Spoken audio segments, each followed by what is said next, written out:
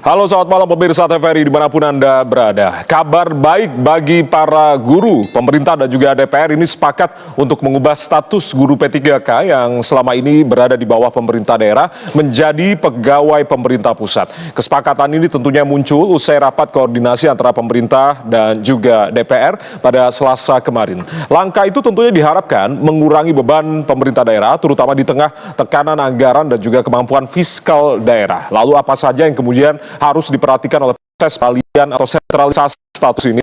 Apakah kemudian sentralisasi status ini mampu menyelesaikan sejumlah masalah terkait dengan tata kelola guru? Kita tentunya akan bahas dalam Dialog Indonesia Bicara Televisi Republik Indonesia malam hari ini. Peluang guru P3K menjadi pegawai negeri sipil bersama dengan sejumlah narasumber, dan malam hari ini bersama saya Ardianto Wijaya. Sudah bergabung bersama kami di studio ada Bang Satriwan Salim, Koordinator Nasional Perhimpunan Pendidikan dan Guru P2G. Bang Satriwan, selamat malam, salam sehat.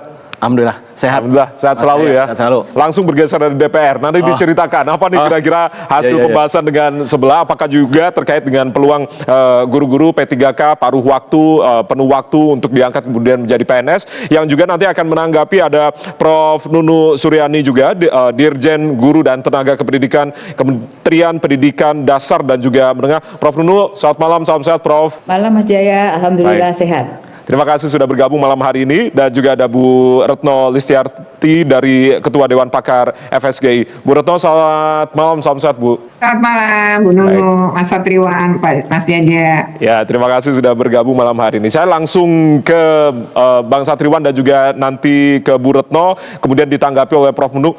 Bang Satriwan, ini kan kemudian setelah 8 tahun berlalu rasa-rasanya ya untuk rekrutmen PNS, dan kemudian ini melihat bentuk dari kepedulian nyata untuk dari guru, khususnya bagi guru-guru P3K kita. Bagaimana kemudian Anda melihat terkait dengan putusan dari pemerintah dan juga DPR ini? Ya, yang pertama tentu kami dari P2G menilai ini adalah kado ya. Ini adalah kado kemerdekaan, khususnya bagi para pendidik, termasuk tenaga kependidikan gitu, karena ada secercah harapan. Ya kan, setelah betul tadi dikatakan kita kurang lebih 7-8 tahun pemerintah tidak merekrut guru-guru pegawai negeri sipil.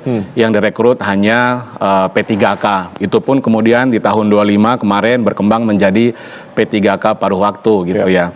Berbicara tentang persoalan guru memang harus kita urai satu persatu, dan apresiasi untuk Kemdikdasmen, Prof. Nunu, kemudian juga Pak Menteri pasti, dan kementerian-kementerian terkait. Karena berbicara tata kelola guru ini Mas Jaya, bukan hanya Kemdikdasmen secara sendiri, tetapi ada Kementerian Pan-RB terkait dengan tata kelola sebagai aparatur negara, kemudian Kemdagri, kemudian Kementerian Keuangan pasti tanpa Pak Purbaya tentu tidak bisa juga ini dilakukan. Kemarin sudah ditegaskan ya oleh Pak Purbaya begitu fiskal aman. Dan yang sangat penting juga adalah Komisi 2 dan Komisi 10 atau yang terkait ya. Kalau Komisi 2 terkait dengan bagaimana tata kelola dia sebagai ASN. Nah, berbicara tentang tata kelola guru, bagi kami ada 5 pilar utama. Yang pertama adalah pilar kesejahteraan, yang kedua adalah pilar kompetensi. Ini 2 sisi mata uang yang tidak bisa pisahkan. Yang ketiga adalah pilar rekrutmen, ya kan? Dan yang keempat pilar distribusi guru, dan yang kelima adalah pilar perlindungan guru. Nah, sekarang pemerintah dan DPR sudah mulai mengurai benang kusut tata kelola guru tadi. Setidaknya mulai dari aspek rekrutmen, karena kita memang mengalami kekurangan guru ya, ASN secara nasional. Ada angka berapa yang kemudian dikumpulkan oleh P2G? Data dari Kemdikdasmen, nanti Prof. Nunu juga bisa meluruskan kalau keliru gitu ya. Kita kekurangan 561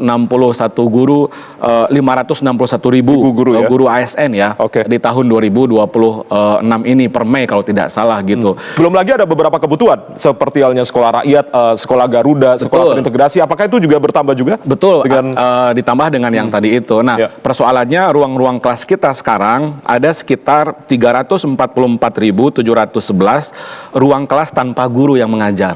Nah, jadi memang faktanya di daerah-daerah, termasuk di Jakarta sendiri, nggak usah jauh-jauh, guru-guru itu kemudian jam mengajarnya sangat banyak, ada yang sampai 40 bahkan 50 jam per minggu gitu ya mengajarnya, karena tidak ada rekrutmen guru ya kan selama ini gitu. Nah, sehingga kualitas pembelajaran terdampak, kemudian proses pembelajaran juga gitu kan, gurunya juga berdampak secara psikologis, mental dan seterusnya. Jadi ketika pemerintah kemudian akan mengangkat guru-guru PNS, ini adalah salah satu cara untuk mengurai persoalan kekurangan guru kita tadi, khususnya ASN. Nah, yang kedua adalah berbicara tentang distribusi.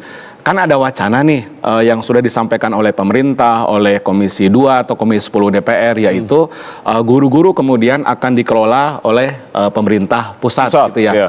Ini bisa menjadi solusi atau mungkin sebaliknya. Ini memang harus hati-hati kita. Solusi atau sebaliknya? Ya, misalnya kalau bisa dikatakan solusi, ya sebutlah sentralisasi, walaupun pemerintah tidak menggunakan diksi itu, melainkan reposisi atau restrukturisasi.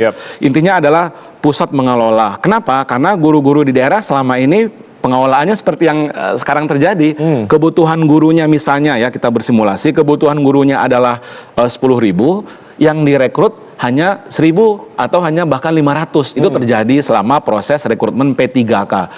Setiap daerah P3K itu kontraknya berbeda-beda, ya kan? Dan sekarang ditambah lagi ada P3K paruh waktu berdasarkan Kepmenpan RB nomor 16 kalau tidak salah tahun 2025 tentang P3K paruh waktu. Yang gajinya itu sama dengan waktu mereka menjadi honorer sebelumnya. Di sisi lain bahkan ada yang lebih parah lagi. Jadi tidak ada perubahan ya, honorer meskipun memang paruh waktu itu tadi. Ada yang kami temukan 139.000, ada yang 200.000. Bahkan di Sumedang itu 50.000 sebulan. Padahal itu ASN. Padahal di sisi lain azas ASN itu adalah prinsipnya adalah berkeadilan, non diskriminatif dan berorientasi pada kesejahteraan. Nah, ini saya pikir kabar baik yang tentu nanti harus kita didetailkan bagaimana mekanismenya. Aturan teknisnya juga. Apakah otomatis diangkat si P3K paruh waktu menjadi P3K penuh waktu menjadi PNS? Apakah otomatis atau ada afirmasi atau bagaimana, nanti Prof. Nunung mungkin bisa menjelaskan. Baik, saya langsung ke Bu Retno terlebih dahulu. Bu Retno, bagaimana kemudian Anda melihat bentuk kepedulian yang nyata bagi para guru-guru kita, atau seperti tadi Bang Satriwan katakan, ini sebetulnya pemerintah secara perlahan bisa mengurai benang kusut dari permasalahan yang sudah ada saat ini, Bu Retno? Ya, pertama tentu ini angin segar ya. Artinya bagi teman-teman yang sekarang menjadi ASN tapi berstatus P3K, maka ini akan menjadi satu peluang dia bisa menjadi PNS. Ya, tentu ini sesuatu yang patut disyukuri ya, dan diberi apresiasi. Ini sebuah angin segar untuk peningkatan status. Yang kedua, ini kan sebenarnya guru, kalau pakai undang-undang ASN kan kita hanya menyebutkan dua istilah, guru ya, guru ASN dengan non ASN kan begitu. Nah, guru ASN adalah guru-guru yang berada pada sekolah-sekolah negeri kan gitu. Nah, di sekolah-sekolah negeri ini berarti ada 3 jenis guru tadi kan, guru PNS, mungkin juga ada CPNS, lalu guru P3K penuh waktu dan P3K paruh waktu. Nah, kenapa kemudian ada paruh waktu? Ya karena menyelamatkan. Artinya yang saat ini mereka tidak lolos P3K penuh waktu kan menjadi tenaga honorer. Sementara honorer itu tidak ada lagi guru honorer pada tahun 2027 nanti. Maka mereka kemudian untuk menyelamatkan sekolah-sekolah, menyelamatkan pembelajaran, maka dijadikanlah P3K paruh waktu. Nah, P3K itu di dalam mekanisme pembayaran itu kan menggunakan APBD. Nah, lalu APBD ini tidak semua daerah kemudian sanggup. Maka tadi Mas Satriwan bilang ada sekian gitu. Kan seharusnya enggak gitu. Harusnya pertama ada angka yang sama kayak menggaji PNS. Misalnya golongan ini berapa, golongan itu berapa. Itu seharusnya diatur gitu, sehingga tidak ada angka, ya saya nggak tahu kalau sampai ada yang 50 gitu beratus, karena kalau kita misalnya merujuk beberapa daerah seperti DKI gitu ya, sebenarnya mereka ya tetap aja dapat secara UMR-nya DKI gitu. Nah, itu betul bahwa itu sama dengan ketika mereka menjadi honorer atau guru KKI.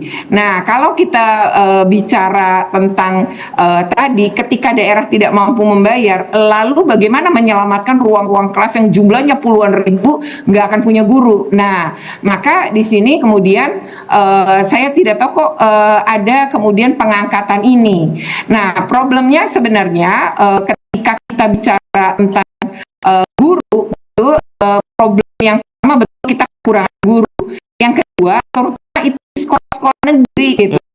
Nah, kalau nanti tahun 2027 guru-guru yang tidak menjadi ASN itu tidak bisa kemudian menjadi ASN itu karena ada ketentuan yang menyebutkan bahwa pertama mereka itu bisa menjadi ASN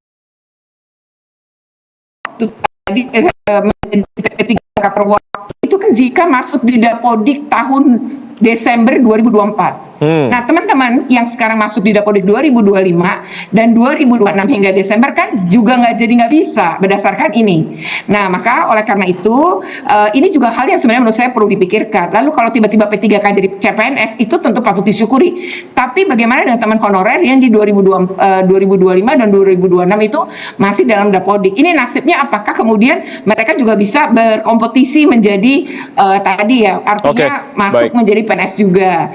Lalu yang berikutnya lagi, sebenarnya ketika kita bicara P3K, guru P3K ini kan lebih banyak nih sekarang di sekolah-sekolah negeri. Tapi mereka itu dalam mekanismenya, dalam aturan, mereka tidak boleh menjadi kepala sekolah, tidak dibuka peluang itu, bahkan menjadi wakil kepala sekolah. Nah, padahal jumlahnya justru PNS-nya udah banyak yang pensiun, udah tua-tua juga. Lalu kok nih yang muda-muda, yang seharusnya diberi kesempatan, enggak gitu. Jadi menurut saya yang pertama adalah P3K yang sekarang aja gitu itu tidak punya peluang yang sama dengan PNS. Lalu yang kedua sekarang kalau kita mau ngangkat CPNS ya nggak apa-apa silahkan, tapi ada nasib guru-guru yang masuk dalam Kodik 2025 dan 2026 itu gimana nasibnya di 2027. Nah, yang terakhir ya ketika daerah Ya, Bu Retno, mohon maaf, sambungan dengan Bu Retno nanti kita akan mencoba untuk mencoba menghubungi Bu Retno kembali, tapi saya akan minta tanggapan terlebih dahulu apa yang kemudian tadi diungkapkan oleh Bang Satriwan dan juga Bu Retno, Prof. Nunu, ada beberapa hal yang kemudian harus kita clearkan ini terkait dengan tadi kekurangan 561.000. Satu sisi kita apresiasi apa yang sudah disampaikan oleh pemerintah dan juga DPR kemarin begitu untuk kemudian berpeluang antara guru-guru yang P3K paruh waktu menjadi penuh waktu, lalu penuh waktu menjadi PNS nantinya akan diangkat. Nah, apakah kemudian pengangkatan atau perpindahan status ini